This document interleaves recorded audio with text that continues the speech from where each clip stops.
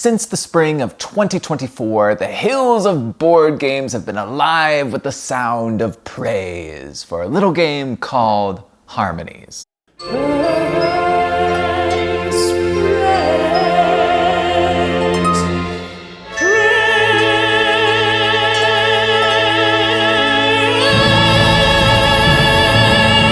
Today, I've got a copy of it on my table, so let's take a look.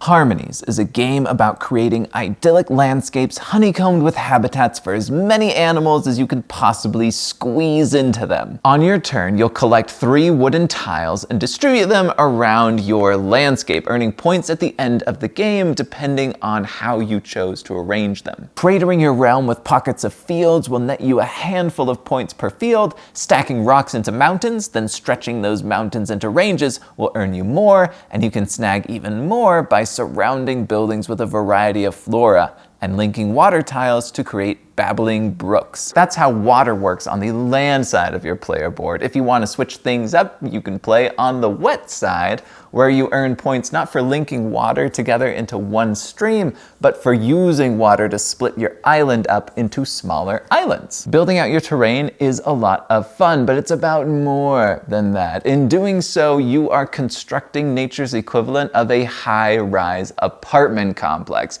And like any landlord worth their salt, you are keen to cram into it as many tenants as possible. Out in the world, there are animals looking for a home. At any time on your turn, you can select one of these animals and add them to one of the slots above your player board. You can now think of these animals as being on the waitlist for a unit in your high-density housing development. As soon as you've constructed a suitable suite for them, one of the animals will be able to take up residency in it. And if you manage to clear all of the animals off of an animal card, that card will be considered complete. You'll remove it from the slot it's taking up above your player board and put it into a completed animal pile, where you will score maximum points for it at the end of the game. In the meantime, you'll have another slot into which you can place another possible resident. Harmonies only allows you to have 4 active animal cards at a time, so it really incentivizes you to find homes for these animals as quickly and efficiently as possible. Harmonize your geography with your animal choices, and you'll populate your landscape as swiftly as a tribe of aggressively reproductive chipmunks can populate a predator-free forest. So far, so simple. Select animals, build homes for them, win. But this design is engraved with 2 key innovations that seek to pleasantly complicate your decision-making. Number 1, a piece of terrain can be repurposed to serve another creature after it has been used to fulfill the building requirements for one creature with no penalty. If I use this spread of fields and stones to house these fox thingies, I can then stack a building on top of that stone to make a home for the raven.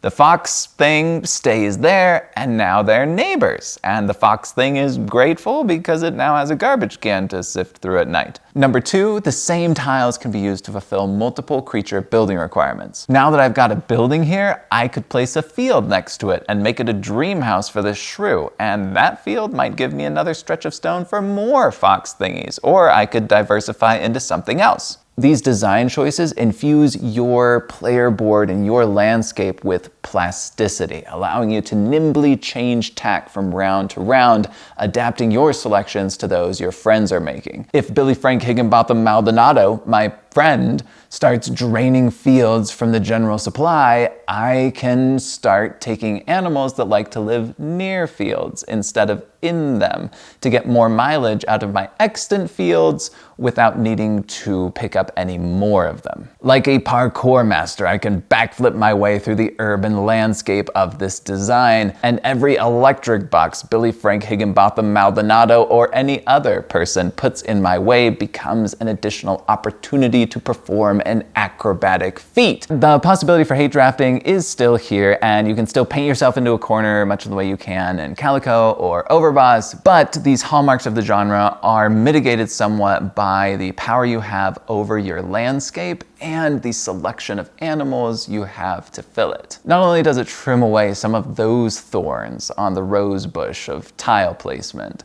but it's actually kind of nice, like in a neighborly way. It doesn't penalize you for having any unfinished animals in front of you at the end of the game, for example. Like if you finish the game with several cubes on your penguin card, you don't take a point loss for that. Oh, you didn't get to that. It says like that one chill friend who is literally unbothered by everything. That's fine. We're good. We're vibing. You're cool. And you're like, I literally just crashed your car. And they're like, yeah, no worries. Combining that chill personality with its charming art and an approachable price tag, Harmonies is an appealing package. So appealing, in fact, that the response to it among my playgroups was unanimously, can we play that again? And after 2 or 3 play sessions in a row, how much does one of these cost? Because I might want one. And that, more than anything, attests to its character as a house guest that is simply easy to have around. It's very demure, very mindful. It also bears the distinction of being one of the few games I have played recently in which the use of tarot-sized cards feels right. You don't have to handle them very much. You just grab them from a tableau and put them in front of you, and you don't have to shuffle them at all during the game. So you don't experience that weird feeling of having tiny baby hands trying to manipulate giant cards while you're playing. The cube spaces in the top right corners of each card cradle the cubes nicely, and each creature's preferred tile arrangement is easy to see at a distance. This is just a great example of tarot-sized cards being used appropriately, and I appreciate that. I just gotta say though, outside of edge cases like Harmonies and maybe Mysterium, I really don't understand the use of tarot-sized cards in board games. Like, what is the intent here? Sure, the art looks nice and all, but they're harder to shuffle, they're harder to hold, and they're easier to destroy as a result. Not to yell at clowns or be like, board games these days. It's just not a trend train I'm keen to buy a ticket to ride on. Ticket to ride. The box also includes a module you can plug into your games called Nature Spirits that provides everybody with a woodland spirit at the start of the game. After you've created a habitat for your spirit on your board, the spirit will take up residence in your environment and give you extra points at the end of the game for certain types of terrain. And that's just really nice. Mechanically, it's cool, but I just love the concept of building a little lair for your nature spirit, then constructing a tiny paradise for it to rule over, replete with critter subjects it can bless and nurture. Harmonies is great. The animals are adorable, the tile placement is well done, and the price is right. It earns an easy recommendation from me. Unless you hate tile placement, in which case maybe check out Slay the Spire. That's deck building, and it's really fun. I did a review of that not too long ago. Or River of Gold if you want to drive a boat around in Rokugan. I did a review of that as well. Or maybe you could check out Rock Hard 1977, a worker placement game about being a rocker in the 70s. I did a review of that recently as well. You can check all those videos out on our channel. I hope to see you there. I also hope that you enjoyed this video. Thank you so much for joining me in it. I hope you found it helpful. I hope you found it maybe a little entertaining. If you did, give us a like, give us a subscribe, and I will look forward to seeing you in the next one. Bye!